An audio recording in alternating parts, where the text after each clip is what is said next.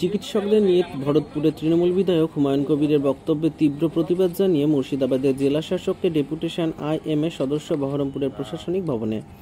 এই দিন দুপুরে বহরমপুর জেলা শাসক প্রশাসনিক ভবনের সামনে এসে উপস্থিত হন আইএমএ বহরমপুর শাখার সম্পাদক ও রাজ্যের সহ সম্পাদক রঞ্জন ভট্টাচার্য সহ অন্যান্য সদস্যরা।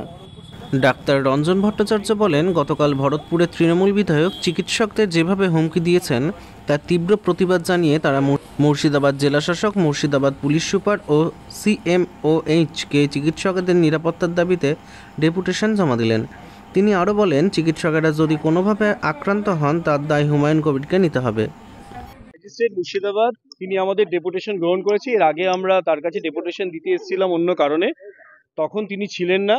তা আজকে তিনি গ্রহণ করেছেন এবং তিনি ব্যর্থহীন ভাষায় বলেছেন যে ভরতপুরের বিধায়ক যে মন্তব্য করেছেন সেটা ভীষণভাবে নিন্দনীয় এবং গর্হিত অপরাধ, এবং আমরা তখন তার কাছে তার বিরুদ্ধে, ভরতপুরের বিধায়কের বিরুদ্ধে আইনানুগ ব্যবস্থা নেওয়ার জন্য দাবি জানিয়েছি এবং তিনি বলেছেন যে এটাকে তিনি গ্রহণ করলেন এবং আমরা তাকে জানিয়েছি এটাকে ফার্স্ট ইনফরমেশন রিপোর্ট বা এফআইআর হিসেবে গণ্য করা হোক এবং প্রয়োজনীয় যে আইনানুগ ব্যবস্থা তা নেওয়া হোক। তিনি আমাদের আশ্বাস দিয়েছেন অতি সত্বর এর ব্যবস্থা এবং নেবেন এবং stringent action as per the law against the honorable member of legislative assembly of the Bharatpur constituency of Murshidabad district, তার এগেনস্টে ব্যবস্থা নেওয়া হবে।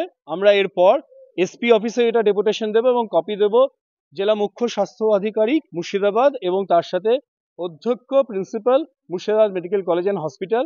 আমরা নিরাপত্তার দাবি জানাচ্ছি এবং নিরাপত্তা আমাদের প্রতিটি ক্ষেত্রে দরকার এবং সুপ্রিম কোর্টের যে হিয়ারিং সেই অবজারভেশন অনুযায়ী তারা বলেছেন যে 5টার মধ্যে জুনিয়র ডাক্তারদের কর্মঅবস্থায় ফিরিয়ে আনার জন্য।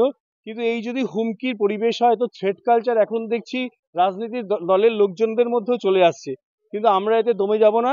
তবে মাননীয় বিধায়ককে এটা বলি, যদি একটা ঘটনা কোথাও ঘটে তার এই মন্তব্যের পরিপ্রেক্ষিতে আমাদের জেলায় যে কোনো স্বাস্থ্যকর্মীর উপর যদি কোনো দলের লোকজন এই বিভ্রান্তিমূলক, প্ররোচনামূলক, উস্কানিমূলক বক্তব্যের পরিপ্রেক্ষিতে আক্রমণ করেন, তা সম্পূর্ণ রূপে তার জন্য দোষী হবেন হচ্ছেন আর কেউ নয়, ভরতপুরের বিধায়ক হুমায়ুন কবির।